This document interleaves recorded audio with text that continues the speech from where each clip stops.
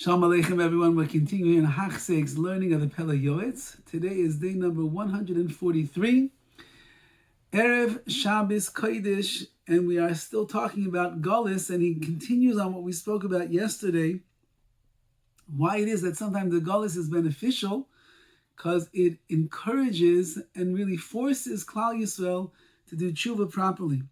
Ukvar Amru, it's already written in Shmos Rabbah in the Midrash, Upara Hikriv, it says that Para Hikriv, he came close, really, which means he came close at the time of Kriyas Yamsuf. However, the Midrash says, Shehikriv es Yisrael Avim Shel Shamayim, Paro brought Klal Yisrael closer to their Father in heaven by coming after them and running after them and trying to destroy them. So we ended up calling out and doing tshuva. The Amrun, it says further, Gedoyla Asar Tabas Sheisa Achashverosh, greater was the handing over of the ring from Achashverosh to Haman. It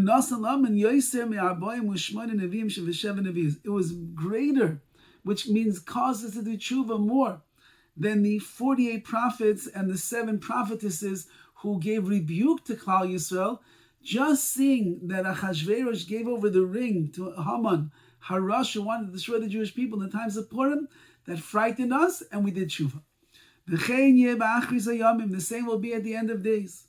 If Klal Yisrael doesn't do tshuva on their own, HaKadosh Baruch Hu is going to bring a king, whose decrees are going to be as difficult as Haman's were upon us, and that will bring us to do tshuva. And immediately say Chazal, Klal Yisrael will be redeemed at that point.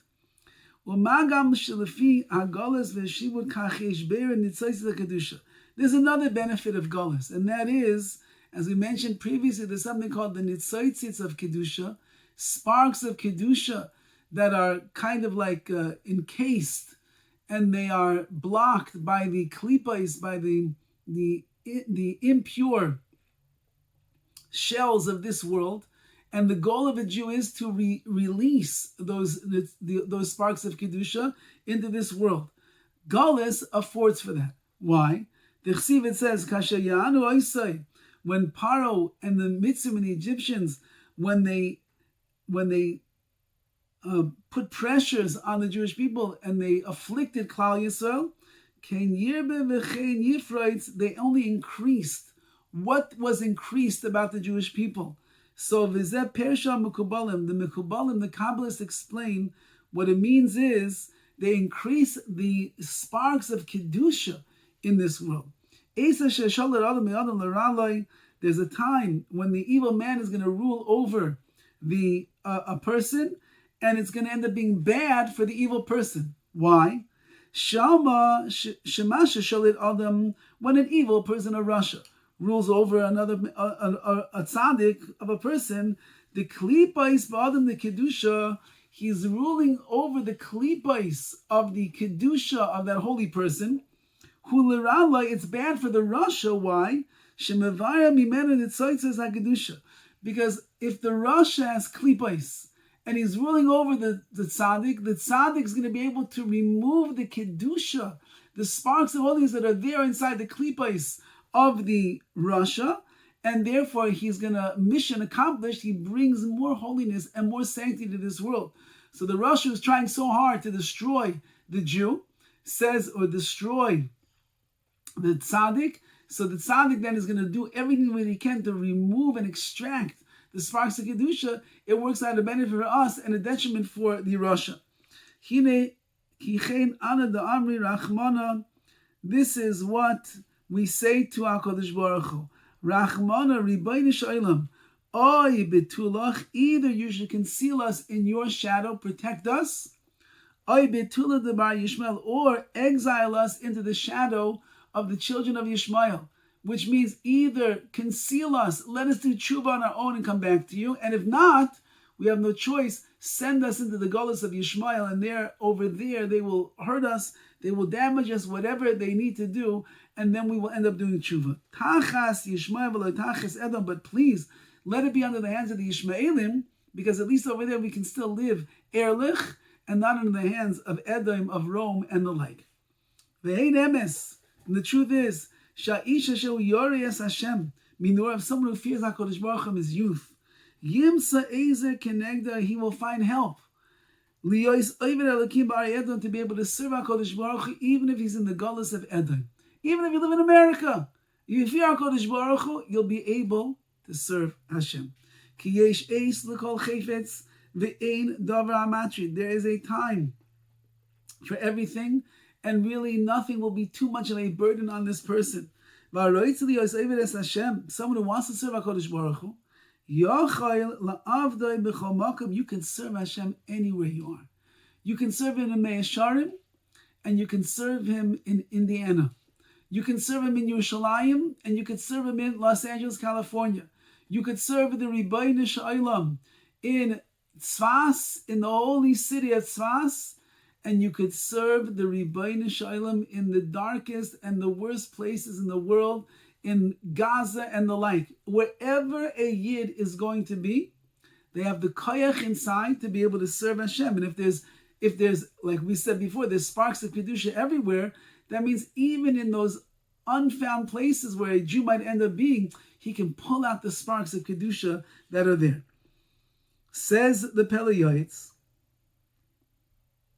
you can protect yourself from all bad things. And over there you'll be able to see who's serving HaKadosh Baruch Hu out of love.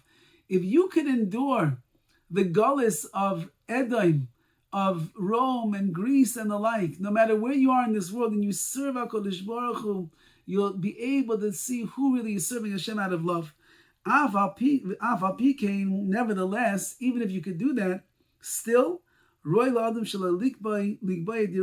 it's still better not to have your home and your life in such a place. Adrabah, on the other hand, says the Pele Yoetz, you should make every effort to uproot yourself from that place. Even though you know yourself. You know that you are a person of God-fearing, and you will turn away from evil, and you'll be able to serve HaKadosh Baruch Hu me'ava, from the love that you have of him. How do you know, how can you guarantee that your children and your offspring will do the same? And if God forbid in future generations, any of your children, your descendants, children, grandchildren, and the like, will end up going off the derech because they're living in such a terrible place, Dam Zarioisav Talibai, the blood is on your hands as a result, because you stayed in that place when you could have gotten up and you could have left, and now that you have descendants that are deflecting or defecting from the world of Torah and going in the ways of the nation that they are in, says the Pele Yoetz, it's your fault. You should have left long before. As Zara La'ari, Turkey, at least take your children and your offspring, take them to Turkey. Apparently over there was a safer place for the Jewish people to be. Before you end up setting yourself too comfortable in the lands where you are. There's still terrible things going on in the city of Edom, in the Roman Western civilizations. They teach our children wisdom that is outside the world of Torah. And they teach them philosophy. Someone who gets drawn after philosophy and other worldly wisdoms and the like. Nebuch, says the Pele Yoetz, they can become heretics and of the like. Upon them it says, anyone who comes to apikorsis, to heresy and the like, and comes to philosophy and other worldly wisdoms that are anti-Torah wisdoms, they will not return. They will not be able to go on the path of life. Rahman al-Islam, if you put your child in a place where you could learn from the winds of the world philosophy and apikorsis, heresy and the like, it's not good for Klal Yisrael. Ve'ein emes sham Rabbi says, like Chazal teach us, chein makom al yoshvav, the favor of that place is on those that dwell there, meaning wherever you live, normally you try to find the good in the place that you are. And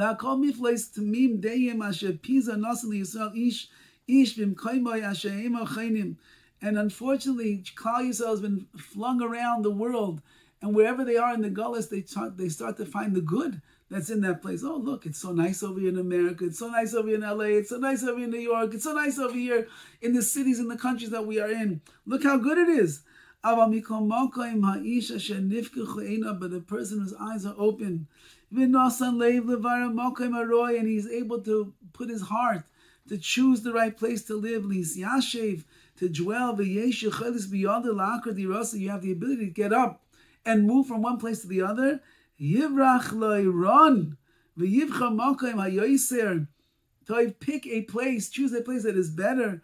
That is better for him, and his offspring, for the service of Hashem. Pele Yoetz is not mincing his words over here. It's not easy to live in Galus. It's not easy to live in a place where there's pressures of the world, of the streets, of the culture, of the ideology that are all around you. And even if you have the stamina, you have the strength, and you have the ability to be able to say no and be able to serve HaKadosh Baruch Hu out of Ava, how do you know what's going to be with the kids? What's going to be with your grandchildren living in such a place? It's not Pashit, says the Pele Yoetz, and therefore if you could get up and you could move someplace, you should. Where's the person going to go today? That's part of the problem. The whole world is entrenched in all of this meshugas and this impurities and these adverse cultures and ideologies to what Yiddishkeit is everywhere that you go. Even Rahman al-Zan, even in the holy land of Eretz Yisrael, there's still so much that's on the streets of this that a Jew can also get swooped up. So wherever a person finds themselves right now, they should do their best to be ehrlich and honest and sincere and love HaKadosh Baruch Hu and serve Hashem. If you could pick up and go someplace that's better, more insulated culture for your children, the Pele Yoetz is saying you should certainly think about doing such a thing. And if a person is stuck where they are for one reason or another, they're going to have to be very, very strong to be able to serve HaKadosh Baruch Hu in the proper way and impart these lessons and these teachings and this ruach, this spirit of Kedusha on their children and their offspring as well. All the best.